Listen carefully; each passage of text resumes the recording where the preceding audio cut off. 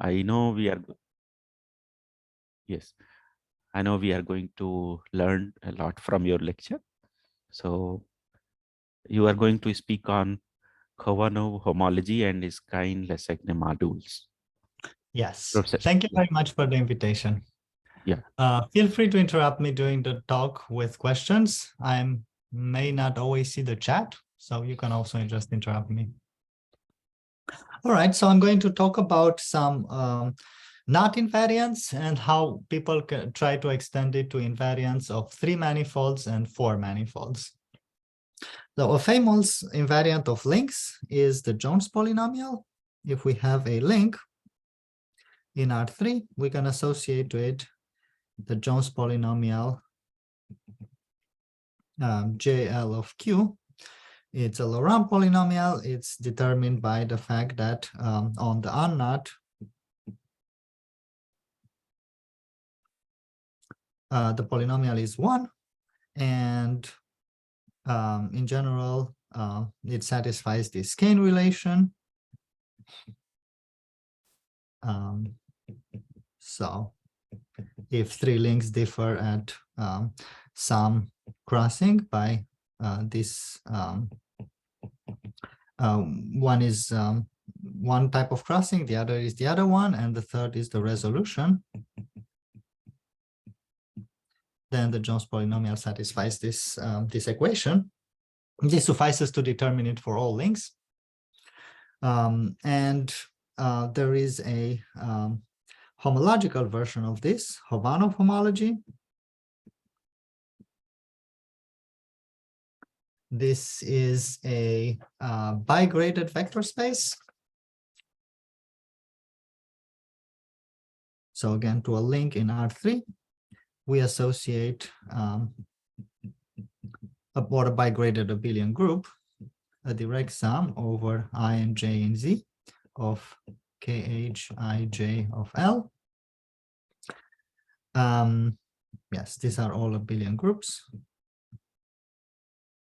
with the property that the Euler characteristic of kh, by which I mean the sum of -1 to the I, q to the j, and the rank of kh I j of L is equal to q plus q inverse times the Jones polynomial of q. So by keeping track of the j variable by powers of q, and then taking the Euler characteristic with respect to I, we get back the Jones polynomial. Let me maybe just say a few words about how this homology is constructed. The construction is quite simple. It's combinatorial.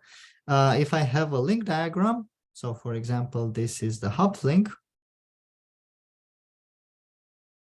I construct a cube of resolutions.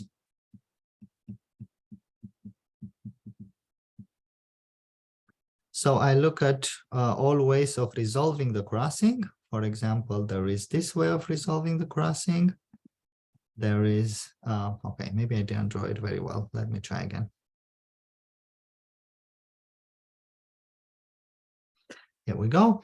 So there are 2 crossings, and there are 4 ways of resolving the crossings, like this, or like this.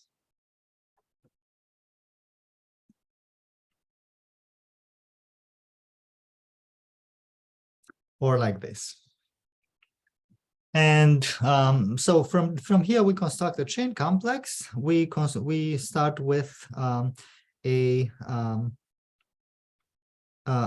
free abelian group spanned by 1 and x. And to each circle in here, we associate a v. And we take the tensor product of all the v's at each resolution. Here we have a single v.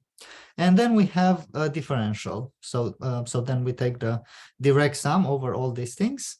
And we have a differential. The differential is given by some specific formulas. At every edge corresponds to either joining 2 circles or splitting a circle. If it corresponds to joining 2 circles, then you look at this multiplication map, which takes 1 tensor 1 to 1, 1 tensor x, and x tensor 1 to x, and x tensor x to 0. And if it corresponds to splitting a circle into two, like V goes to V tensor V, then the formula is 1 goes to 1 times x plus x times 1, and x goes to x times x. So this way we define you. Okay, there are some signs. So each of these gathers a sign. So for example, I can do plus, plus, plus, and minus. Let me not go into the details. But if you choose the signs correctly, you get that d squared equals 0. And KH is the homology of this complex. So the kernel over the image.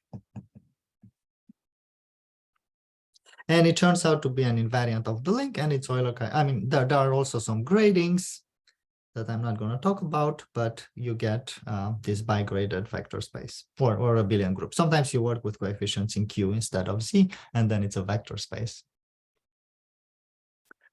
All right, so what properties does it have? The most important property is that it is functorial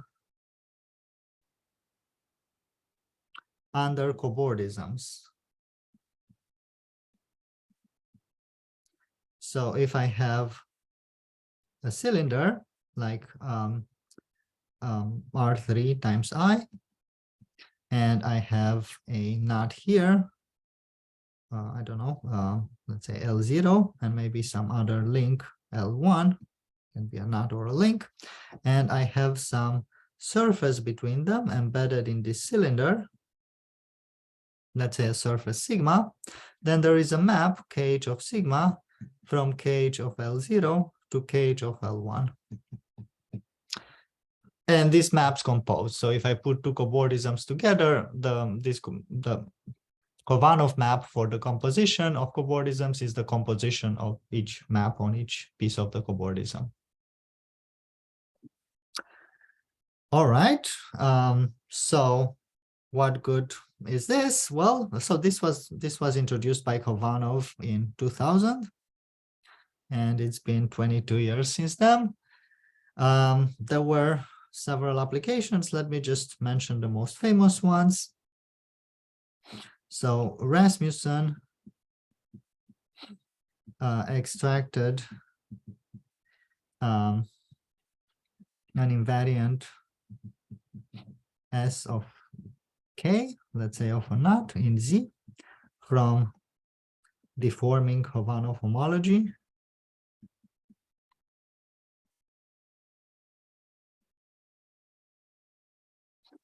So one can extract some single invariant that has a nice property that it gives you a lower bound for the slice genus of the knot.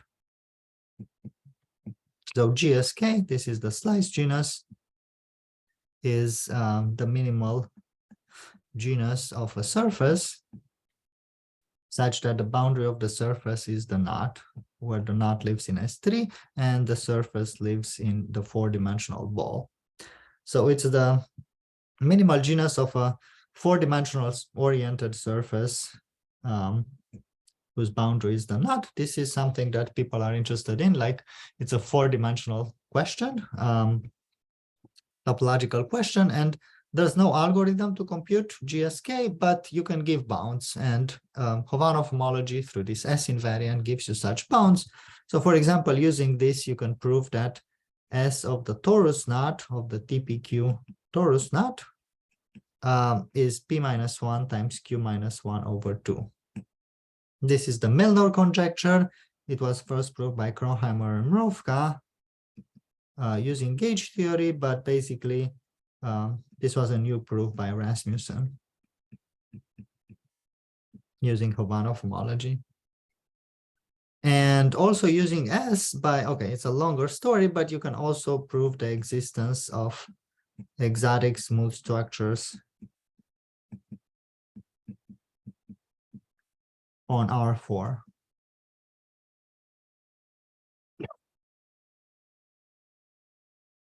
Okay, so there are other applications, but let me just leave it at that. What I want to talk about today is the following problem. We would like to extend KH to links in other three manifolds. And I will explain one way of doing this. And hopefully this will have more applications. All right, are there any questions so far?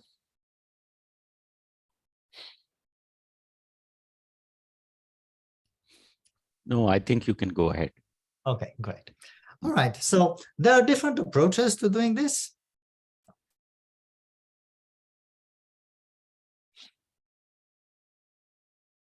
People have tried in various ways. So one is what's called categorification at the root of unity. This is using representation theory.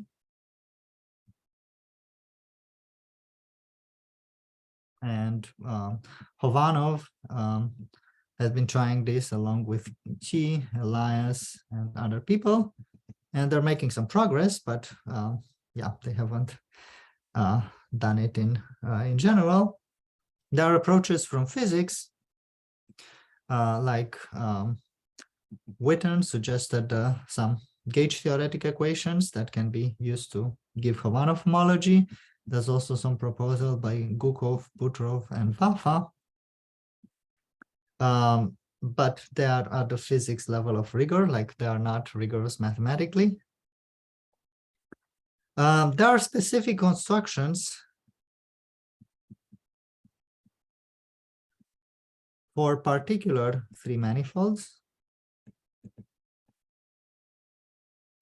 So basically it also, like a generalization of this works for knots in S1 times S2 or in connected sums of S1 times S2. And also in RP3 in the real projective space. And also in some, non-closed four manifolds, in some three manifolds with boundary, like S1 times D2 and things like that, and basically bundles over surfaces. But these are specific. It's not a general theory about all three manifolds. So today I want to talk about a different approach called the Skein Lasagna modules.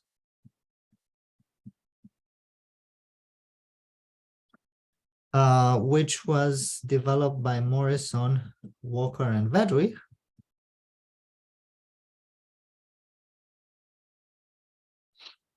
In 2019. And it's a very general approach. It works for all three manifolds.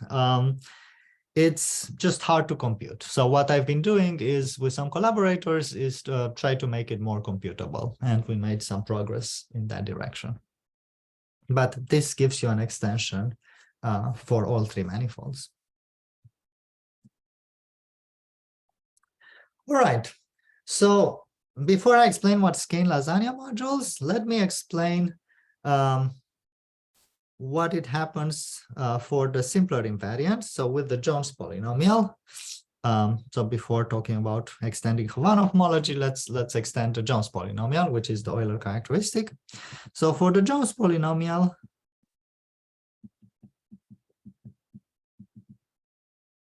there are two well-known extensions to three manifolds. One is the Witten-Reshetikhin-Turaev invariants, which are defined at roots of unity. Again, using representation theory. So this is the kind of thing that Khovanov, Chi, and Elias and these people are trying to do with categorification using representation theory. They're trying to make this into a homology theory. But the second approach is it's an element in the Skein module. And that's the approach that we're going to talk about today.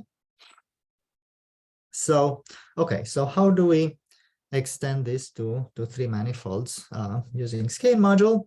Well, let's recall, so the Jones polynomial has also a definition in terms of the Kaufman bracket. So JL of Q is something like minus a cubed to the minus right of L. If you have a diagram for L, then it's, well, this is the Kaufman bracket.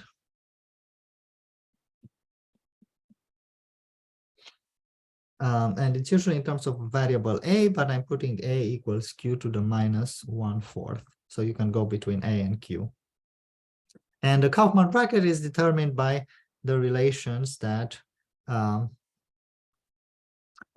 a crossing, you can look at the two resolutions, and there is this sort of Skein relation, as well as the invariant of the unknot is minus a squared plus a minus squared.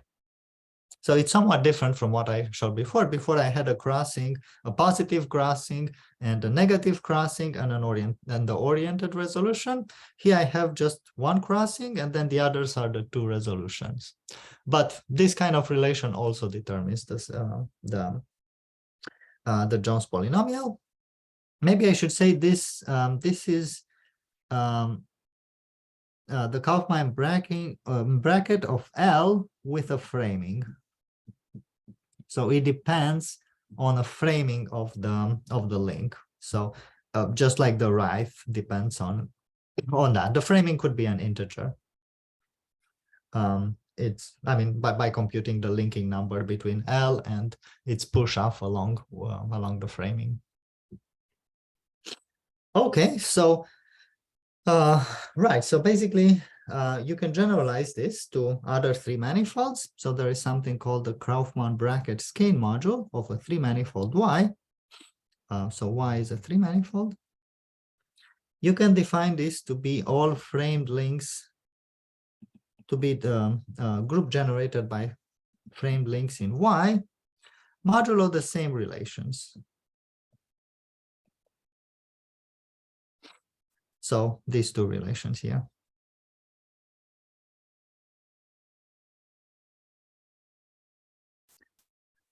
Okay, and if I have a link in Y, I get an element L inside KBSM of Y. So for example, KBSM of S3. Oh, by the way, maybe I should give some names. So this was introduced by Pshititsky and independently by Turaev in the 90s. KBSM of S3 can be computed. It's just Z of AA inverse. I mean, Z AA inverse is the ground ring over which we work. So, right. So in this case, the element in here is just the Kaufman bracket.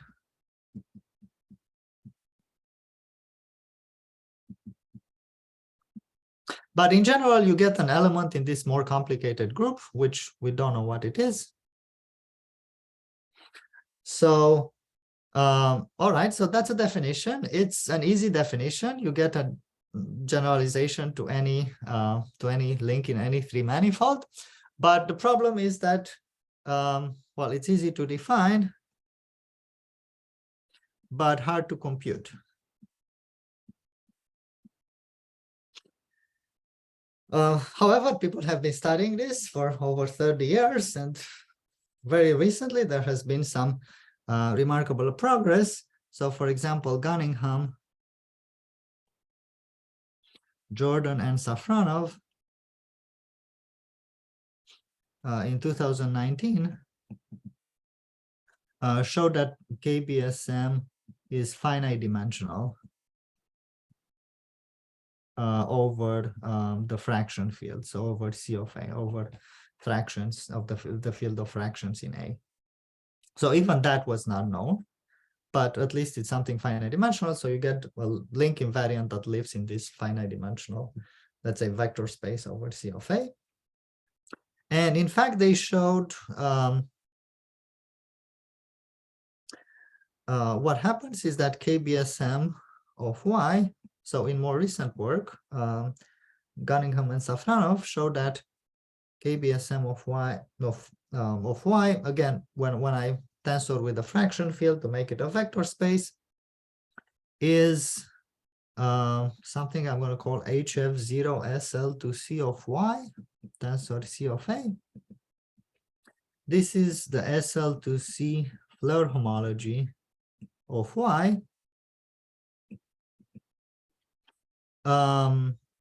So roughly, I won't get into the details, but this is a count. This is a count of representations from pi1 of Y to SL2C.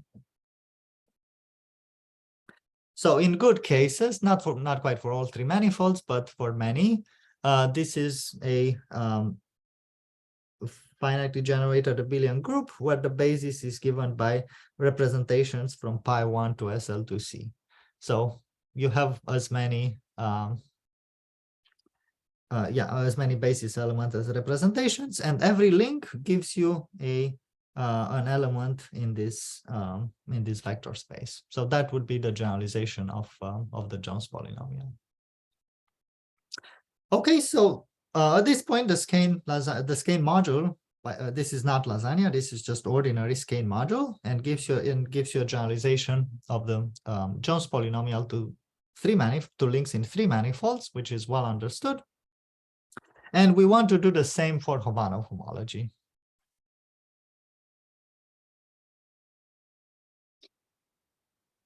Okay, are there any questions?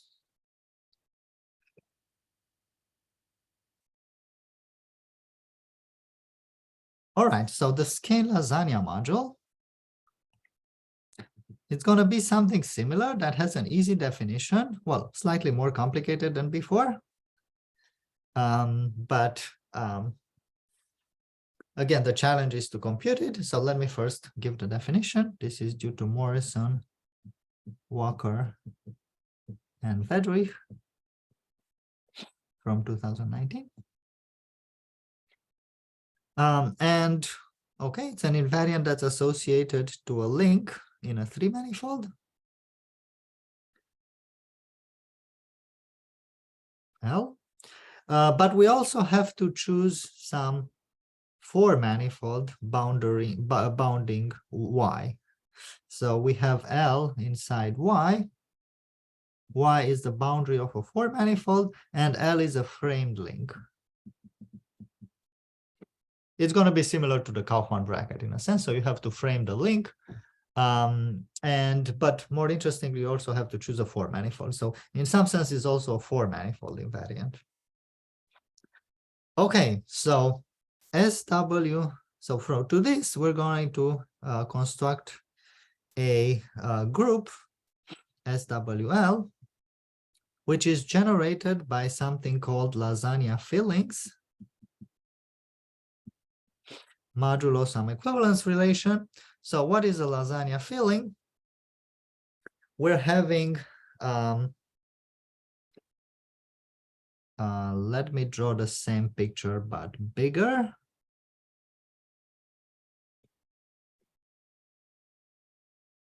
Okay, we're having W and we're having Y, and we're having the link.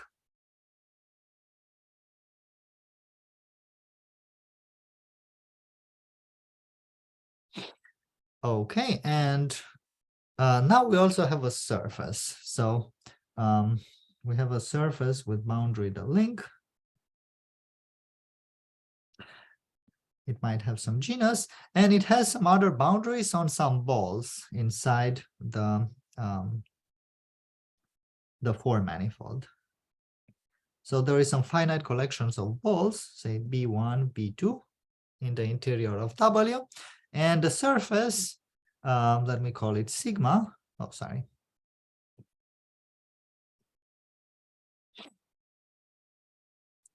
Has boundaries, some other knots or links on the boundaries of these balls, and there can even be some I don't know, some disconnected components or some components like this. But basically the boundary, so let me write it. Let me write the definition. So lasagna filling F consists of BI, balls in W, and sigma in a surface in W minus the union of the balls, with the boundary of sigma being L, the link that was given to us, union some collection of links on each of them. And furthermore, we're also going to choose some elements Vi in KH of Li.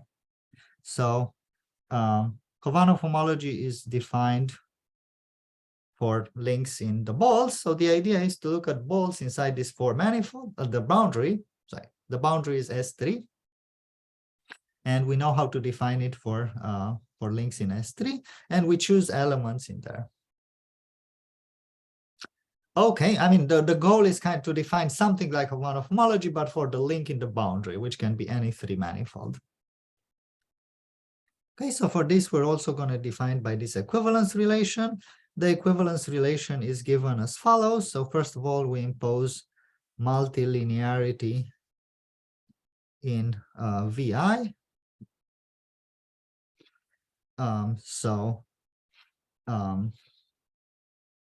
I mean, this is an abelian group given by lasagna fillings. And when we add two lasagna fillings, F1 plus F2, we want to add the Vi together.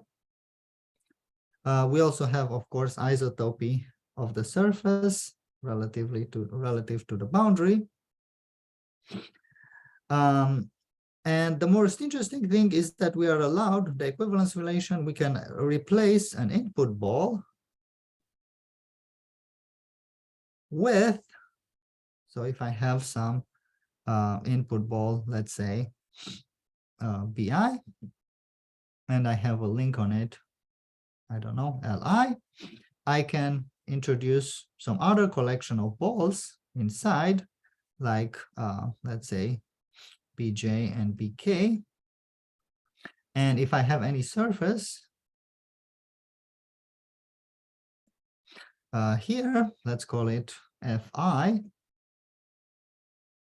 and I have elements, I have links here, and I have elements, let's say Vj and Vk. So this would be the links Lj and Lk. Then I want to impose the relation that Kh of Fi applied to, let's say, Vj tensor Vk. I could have more balls, so some finite number of balls, but this should give me Vi. So on Li, I have a Vi. And now if I'm in a ball, then it turns out that you can define this cobordism map. So before I define them in a cylinder, which is a ball minus another ball, that's S3 times I, but I can also define them in a ball minus any ball by some small generalization. And then I have well-defined maps on Khovanov homology by the usual theory. So yeah, so I'm allowed, so two lasagna fillings are equivalent if I look at this original filling, or I can replace one of these balls with this surface with some smaller balls inside and add this Fi to the previous sigma. Okay, so that is the definition. That's all. I mean, okay, it's a little more complicated than the Skein module, which was the generalization for the Jones polynomial, but it's not too complicated. It's a formal definition. So let me make some remarks.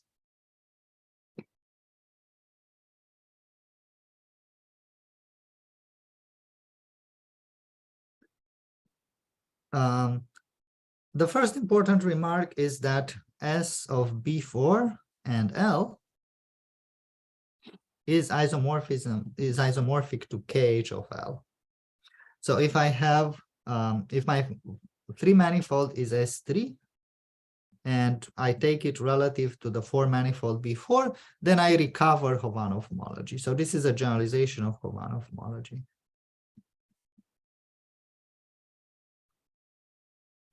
Let's see why that is the case.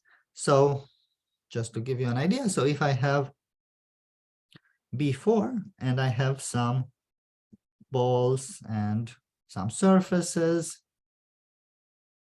with boundary, some link.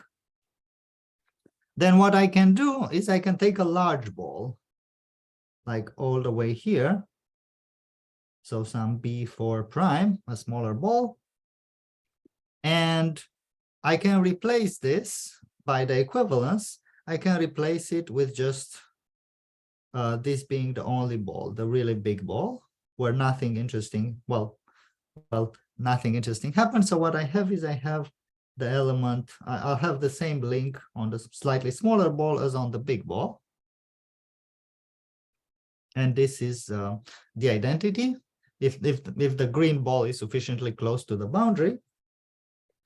And what happens is that on L, I have whatever this element was. So each of these had like V1 and V2 was decorated with elements in Khovanov homology. And now L is decorated with KH of this F.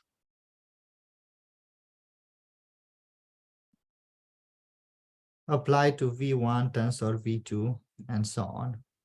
So once I'm in a ball, I'm allowed, I mean, I already know how to define the cobordism maps, and I get that whatever, it doesn't matter how complicated the lasagna filling is inside. In the end, I just get a ball and the same link and the identity, and the only information is this element in the Khovanov homology, which gives me an element in the Khovanov homology of L. So basically from here you can show that the only interesting information is given by elements in Khovanov homology of L, and in other words this means that the Skein lasagna module for B4 comma L is just the Khovanov homology of L.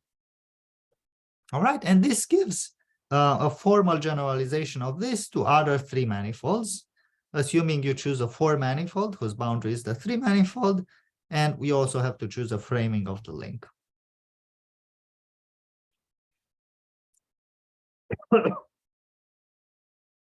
All right, are there any questions about the definition?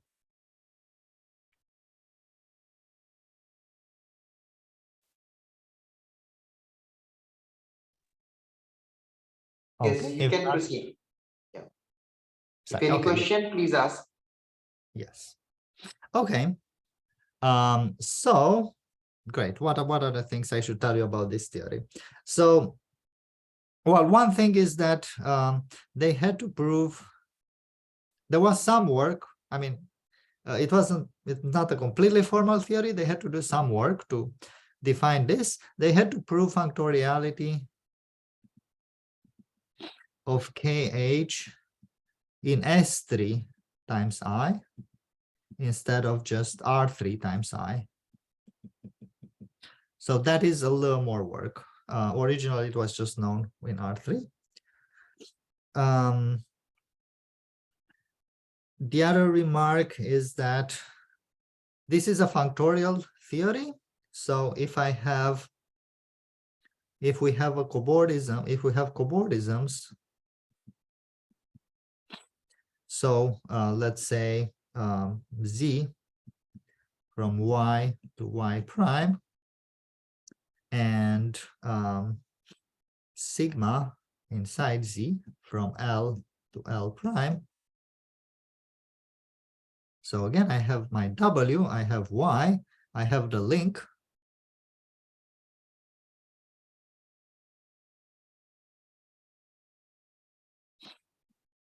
And I have another link L prime, and I have some surface sigma, and I have some cobordism Z. Then basically what happens is just automatically we get a map, let's say psi Z sigma from SWL to SW union Z comma L prime, which is just add sigma. That's a way of, so the Skein lasagna module for W consists of all these fillings of W, but to every such filling, I can add sigma, and I can compose the cobordism maps with the maps on Khovanov homology induced by sigma, and I get a map to the Skein lasagna for W union Z relative to L. So this is to L in Y, and this L prime is in Y prime. So this gives me a nice functorial theory with respect to cobordisms. And the final thing I wanted to say about this is that it has some gradings. So just like Khovanov homology has some gradings, this decomposes over 2 gradings in Z. These are the same as in Khovanov homology. And it also decomposes according to homology classes of the lasagna fillings. So this is del inverse of L inside H2 of WL. So these are relative homology classes of surfaces in W with boundary on L, such that the boundary is exactly L. So there is a boundary map from here to H1 of L, and in here I have the fundamental class of L, and I'm looking at the preimage of this fundamental class. So the Skein lasagna decomposes into Sij WL alpha. You can get refined information by keeping track of the relative homology classes of these fillings and also the bi-gradings in Khovanov homology. So I is called homological grading and J is called the Jones grading or the quantum grading.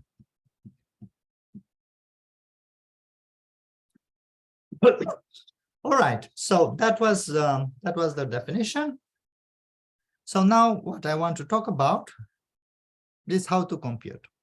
So computations. And there are two results. So one of them is, altogether, we want to express SWL in terms of a handle body decomposition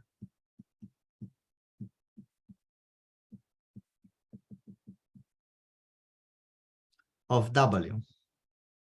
So every manifold decomposes into handles. If it's a 4 manifold, 0 handles, 1 handles, 2 handles, 3 handles, and 4 handles.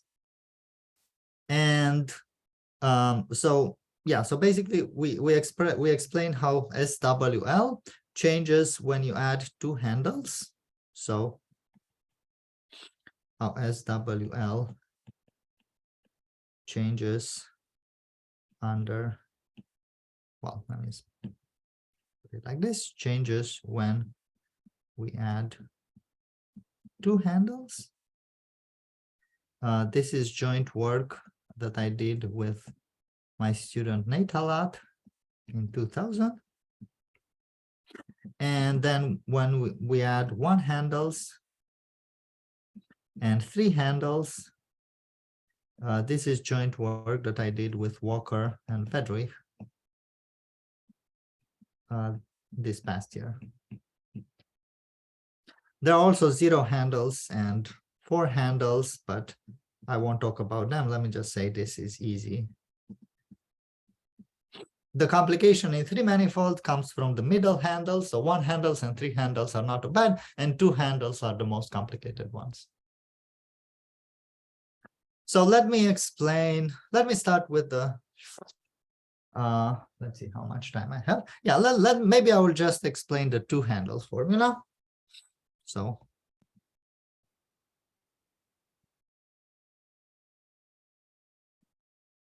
what does this mean? So let's say I have a 4 manifold, and I have Y and I have L. And now I'm attaching a 2 handle. So a 2 handle corresponds to having some other link or some other knot and adding a disk to it. And basically,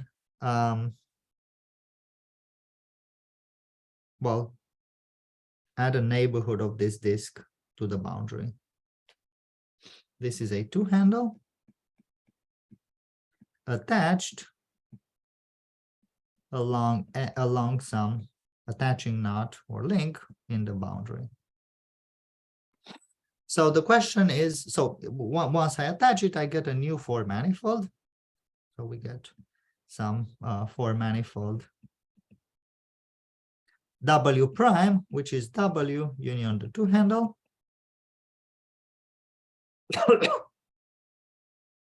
All right. Okay, so the theorem, I'm just going to explain it briefly, says that SW prime L, so L is away from K. Let's say it's they're disjoint. There are 1 manifolds inside 3 manifolds, so transversely you can keep them disjoint. SW prime relative to L is obtained, it's a direct sum over all R1 and R2 natural numbers of SW K R1 R2 union L modulo some equivalence relation. Well, what is this? This is a cable of K with R1 copies going up and R2 copies going down. Okay, so for example, if I have the trefoil, if this was my K, then I could have K11 is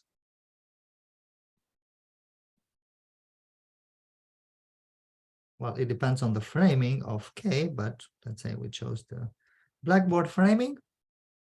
It's like 2 copies, and then one of them would be, well, everything is oriented. So one of the strands would be oriented one way and the other would be oriented the other way. I forgot to say, so Khovanov homology is an invariant of oriented links. Everything is oriented, including the manifolds and the links and the surfaces in them. Okay, so what I need is I need to look at, and I still have this other link L that I'm actually trying to compute the invariant for. And I'm adding to it, I'm taking the disjoint union with all the cables of K. This could be linked, right? So I could have L be here, and then L is still here. And then this is K11 union L.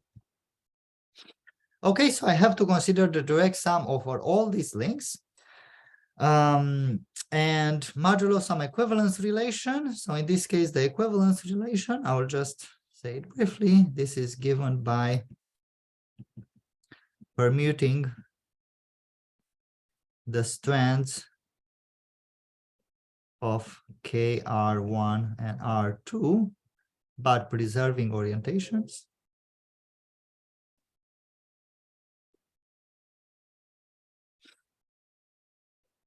And then there are 2 other relations, that psi z of V tensor 1 is equivalent to 0 and psi z of V tensor x is equivalent to V, where V is an element in KIH in the Khovanov homology of, sorry, let me put it like this. It's an element in S of KR1 R2 union L. And psi z is, remember I defined this map psi, which are corresponding to cobordisms. So psi z is the map corresponding to a cobordism like this. It's an annulus cobordism minus a disk. So Z is a cobordism from KR1 R2 union L union the unknot to K R1 plus 1 R2 plus 1 union L. So both of these links appear in the direct sum here in SW of, we're looking at all possible R1 and R2s. So, but these groups over here are related by cobordism maps, and we are defining some relations, some equivalence relations by setting some things to 0 and some things to the identity according to these cobordism maps. But roughly, what this tells you is that if you know all the homologies of the links for W, you also know them for W prime using this theorem. So in particular, if W was B4, was the 4 ball, and the knots lived inside S3, then this was just Khovanov homology, because this is a generalization of, I mean, Skein lasagna for B4, as I said here, it's just, it's Khovanov homology. So one corollary is that basically to understand S for links in well, in 4 manifolds, in boundaries of 4 manifolds obtained by adding 2 handles to B4, we just need KH of, well, of all of these, of cables of K union L, and cobordism maps between them.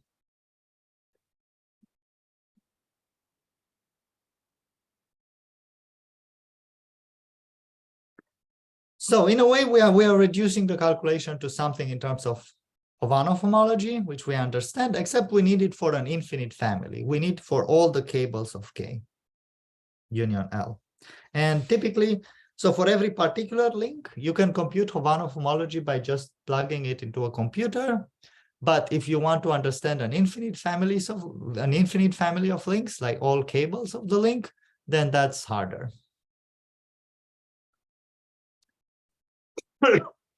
All right, so let's see what computations. Oh, okay, and so this is the formula for 2 links, for 2 handles. For reasons of time, I will not be talking about 1 handles and 3 handles, or 0 or 4. But in principle, you can understand everything in terms of Khovanov homology. So there is some formula. It's rather complicated, but this gives you some way of expressing the Skein lasagna module in terms of Khovanov homologies of cables and some equivalence relations. So using this, we did some explicit calculations.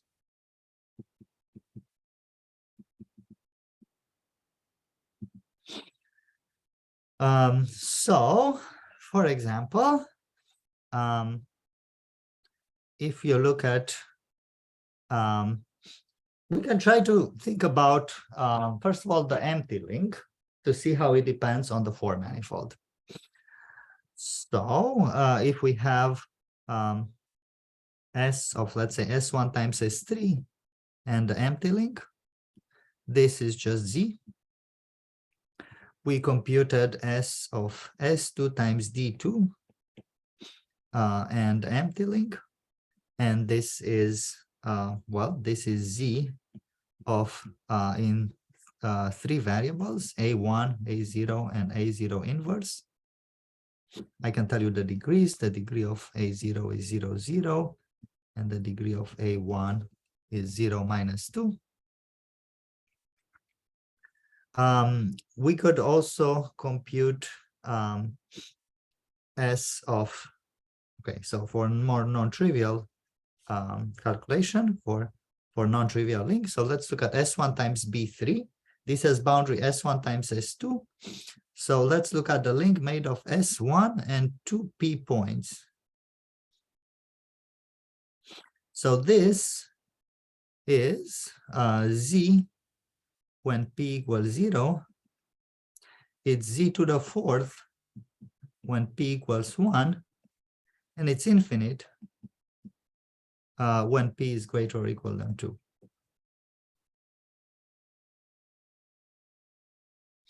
All right. So sometimes the Skein lasagna is infinite. This is not that good. Ideally, we would like it to be finite dimensional, just like the Skein module. And in many cases it is, but not always. Here is some other calculation. So S of this is a partial calculation for CP2. So F0J CP2. CP2 doesn't have boundary, so we're just taking the empty link.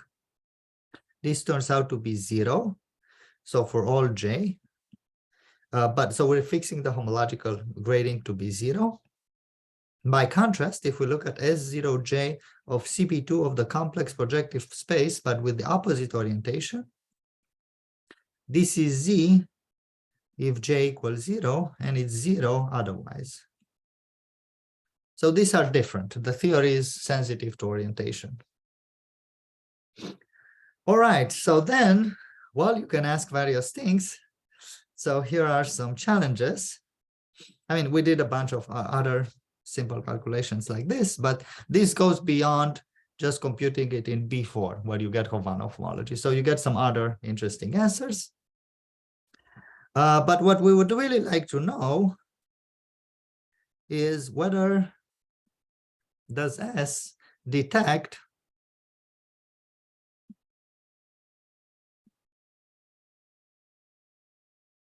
exotic smooth structures on 4 manifolds. So we know that Khovanov homology was used to, well, let me say on closed 4 manifolds. Khovanov homology and the Rasmussen invariant were used to detect exotic smooth structures on R4. And Khovanov homology is very similar in spirit to Floer homology and Seiberg-Witten theory, which are used to detect exotic smooth structures on closed 4 manifolds.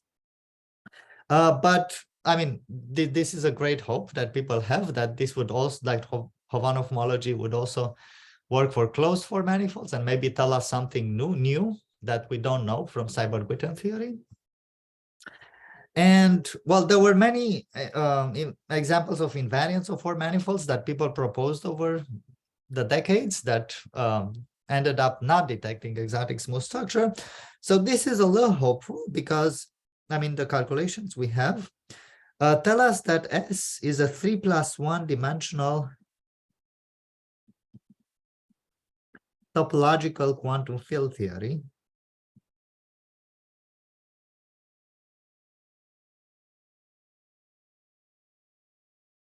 This means that, let's just consider the empty link. So to every 3 manifold, plus some extra data, maybe I should say decorated topological quantum field theory, you need the 4 manifold. You associate an invariant. And also if you have a map, if you have a cobordism between 3 manifolds, a 4-dimensional cobordism, that gives you a map between the corresponding invariants, between the corresponding Skein Lasagna modules. So, okay, so this is similar to the topological quantum field theories that were used before, like Seiberg-Witten or Yang-Mills theory, that are the typical methods that people use to study 4-dimensional manifolds. And S is not unitary. So depends on it, it's sensitive to orientation.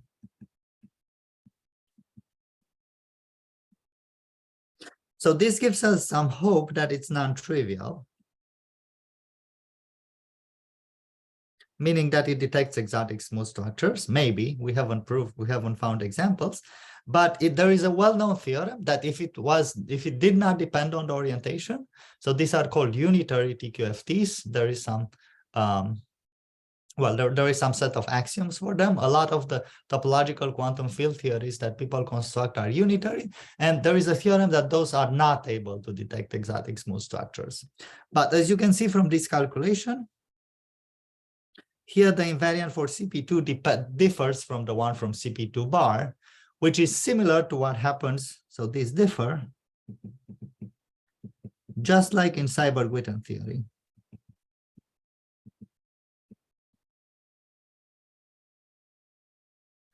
So the Seiberg-Witten equations give you a nice topological quantum field theory that's sensitive to orientation. That's the typical tool of the trade. Whereas this Khovanov homology Well, so far we cannot compute it for so many things, but we know that it's still functorial under cobordisms and it's still sensitive to orientations. So maybe there is hope. But the second thing is that there should be, one should try to construct a better version of S using Khovanov chain complexes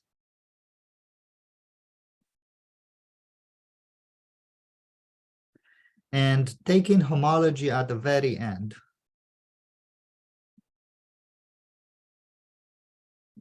So this is not what we did.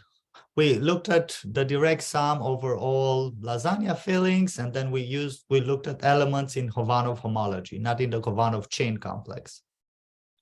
But normally, this is not what how it should be done.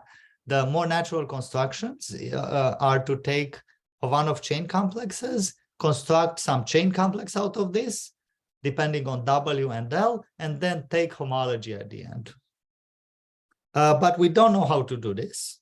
The hope is that this would be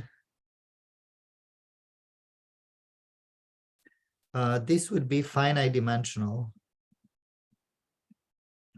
for all W and L. I mean, a nice property you want from a new invariant is to be finite dimensional, so you can count its dimension, and that would give some numerical way of distinguishing, say, for non-diffeomorphic four manifolds. And there is a reason for this hope. So for example, in S1 times B3, when W is S1 times B3, we saw that S of S1 times B3 with some link may be infinite dimensional. So the link lives in the boundary, which is S1 times S2. Let me look at this example. So this is S1 times, let's say, 4 points. This is basically, maybe I should draw it. So this is my 4 manifold. Let's say this is B3 and this is S1. And the link is made of 4 circles on the boundary.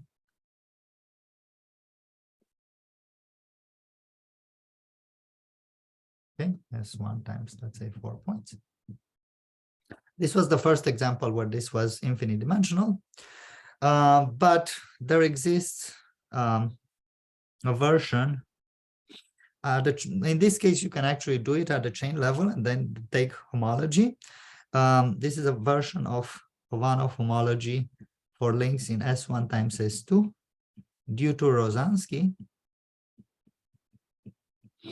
That's better behaved, and it turns out, well, let's call it KH-Ros, Rosansky homology of L, which is finite dimensional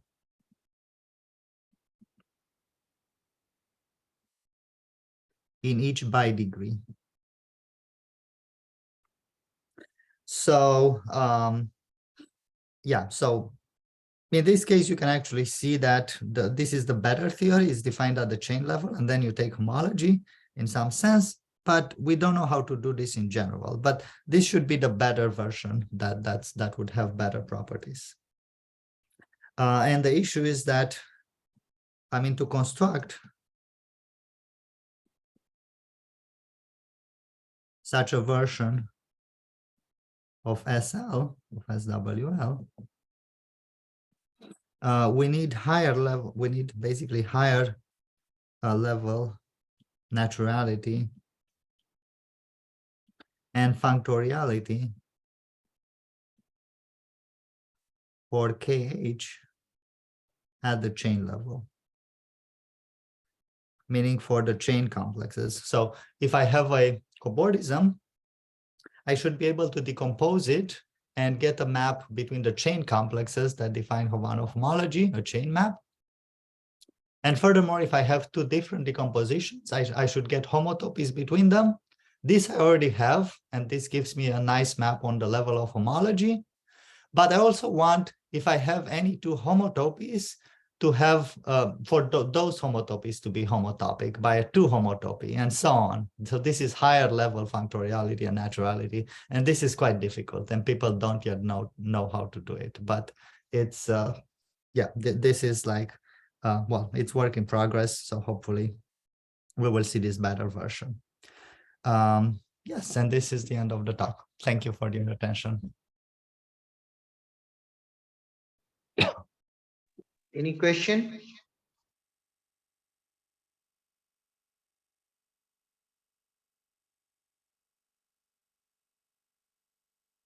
Okay, I think there is no question. A lot of things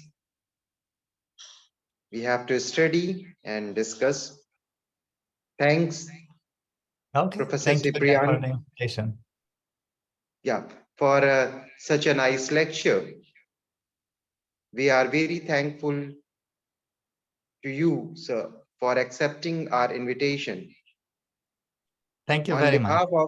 On behalf of Professor B.L. Sharma Higher Mathematics Trust, I express my regards to Professor Ciprian. Once again, thank you all of you. Thank you, sir. After